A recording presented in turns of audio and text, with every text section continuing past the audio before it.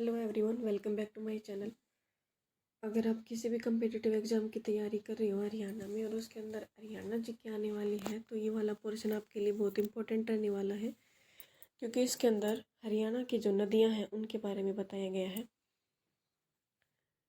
सबसे पहले हम पढ़ेंगे हरियाणा की नदियों के जो मुख्य नदियाँ हैं उनके नाम, वो कितनी लंबी हैं, कहाँ से उनका उद्गम स्थान है। तो सबसे पहले है यमुना नदी।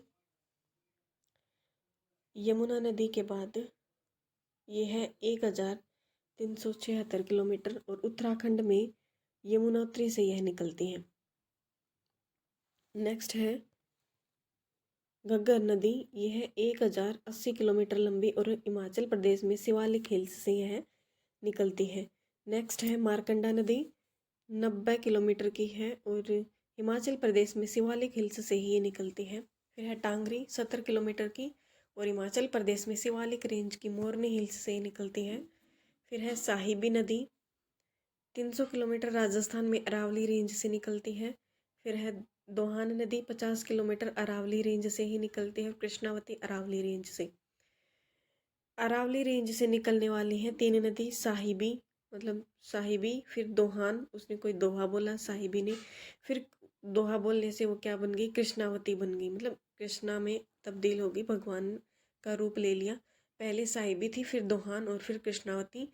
सबसे पहले साहिबी राजस्थान, ये तीनों राजस्थान के अरावली से और 300 किलोमीटर, फिर 50 किलोमीटर और 30 किलोमीटर। फिर है जो मुख्य नदी है, जो सबसे लंबी नदी हरियाणा की यमुना नदी, वो उत्तराखंड के यमुनोत्री से निकलती है और 1376 किलोमीटर इसकी लंबाई है। शिवालिक से निकलने वाली भी तीन नदी हैं, घग्गर, मारकंडा और टांगरी। घग्गर, मारकंडा और टांगरी। नेक्स्ट है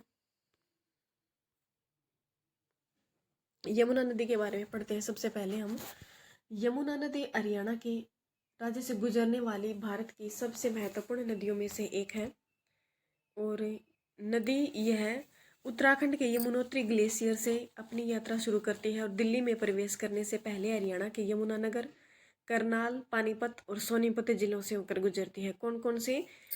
यमुनानगर, करनाल, पानीपत और सोनीपत। उसके बाद यमुना हरियाणा की अर्थव्यवस्था, पारिस्थितिकी और अस्तित्व के लिए महत्वपूर्ण है, क्योंकि इसका उपयोग पीने के पानी में, खेती में और विनिर्माण मतलब जो कंस्ट्रक्शन वर्क है उसके अंदर किया जाता है। इसके धार्मिक महत्व के कारण हर साल बड़ी संख्या में जो तीर्थ यात्री हैं वो नदी की ओर खींचे चले जाते हैं। ताजेवाला बैराज पर यमुना नदी के प्रवाह को पश्चिमी यमुना नहर की ओर मोड़ दिया जाता है और यह सिंचाई के लिए इसका यूज किया जाता है। फिर है घग्गर नदी। हिमाचल प्रदेश के शिवालिक पहाड़ियाँ घग्गर का स्रोत है, मतलब घग्गर नदी है वो हिमाचल प्रदेश के शिवालिक पहाड़ियों से निकलती है, जिसे हकरा नदी के रूप में भी जाना जाता है, जो राजस्थान के रेगिस्तान में गायब होने से पहले हरियाणा में अंबाला, पंचकुला और फतेहाबाद, सिरसा से होकर गुजरती है। कहाँ कहाँ से गुजरती है घग्गर नदी? अंबाला, पंचकुला, फतेहाबाद और सिरसा। गर्मियों में नदी सूख जाती है, लेकिन मानसून के मौसम में यह बहुत पानी लाती है और कभी कभी क्षेत्र में बाढ़ का कारण भी बनती है। घग्गर के पानी का प्रयोग सिंचाई के लिए किया जाता है और यह आसपास के पारिस्थितिकी तंत्र को बनाए रखने में मदद करता है, जिससे यह किसानों के लिए एक आवश्यक संसाधन बन जाता है। नदी ऐतिहासिक रूप से महत्वपूर्ण है, क्योंकि यह माना जाता है कि प्राचीन सिंधु घाटी सभ्यता का विकास यहीं से हुआ था। नेक्स्ट है मारकंडा नदी।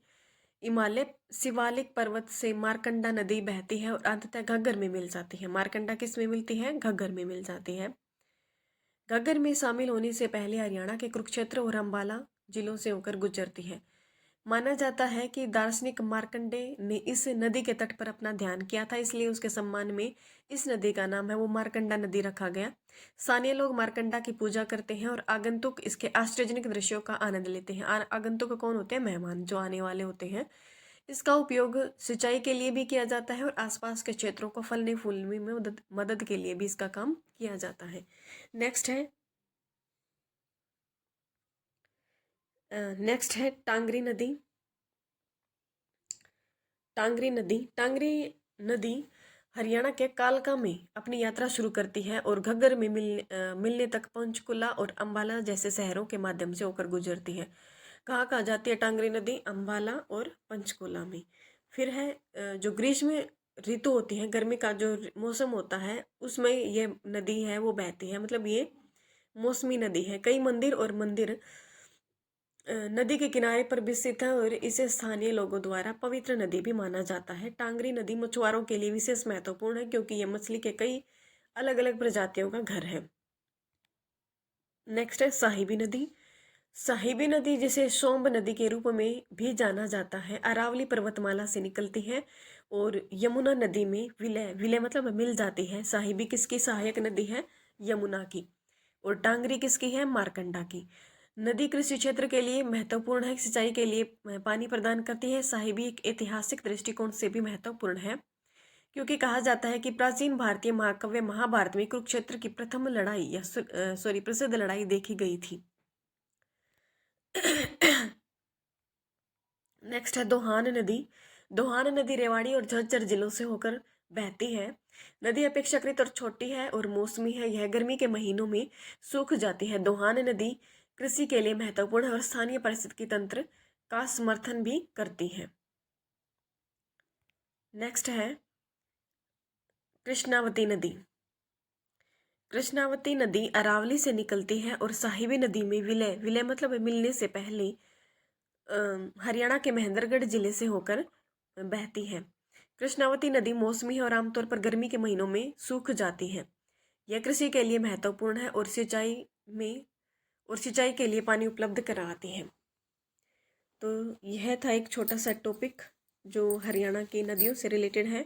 अगर आपको ये जानकारी हेल्पफुल लगी हो तो please like share and subscribe जरूर करें। Thank you.